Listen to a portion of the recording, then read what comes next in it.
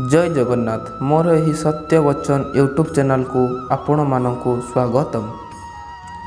जिंदगी में एक शौक बेमिसाल रखिए, हालत जैसी भी हो होठ पर मुस्कान रखिए। एकदा चिंता निया को हसिकी कहला, तू मृत्यु लोकंकु जलाऊ मु जीवंत लोकंकु जलाए।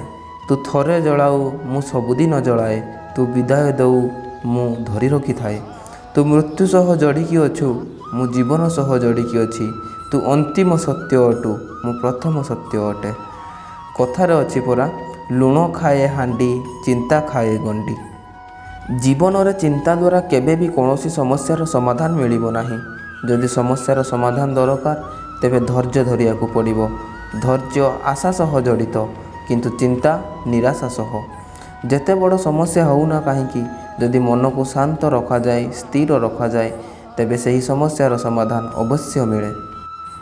कहीं जने लिखिथिले कि अंधेरा कितना भी घना हो एक दिया उसे मिटा देता है। निराशा कितने भी गहरी हो एक उम्मीद से भरा एक कदम उसे हरा देता है।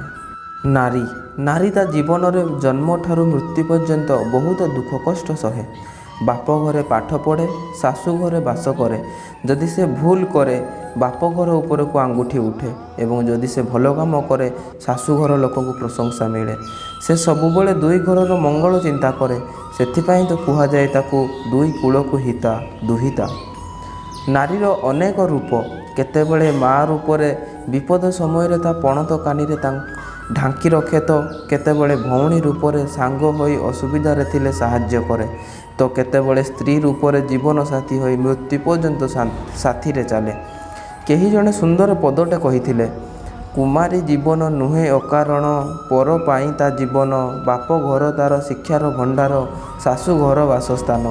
गेल बरसरे दिन सरीगला, भूली जाओ बाप घर। शंखा सिंदूर को आदरी नेईकी सुखरे संसार कर। सतरे आज्ञा, नारींग जीवन बहुत कष्टदायक। तांको केबे भी दुख कष्ट दियंतु नाही, सम्मान करंतु।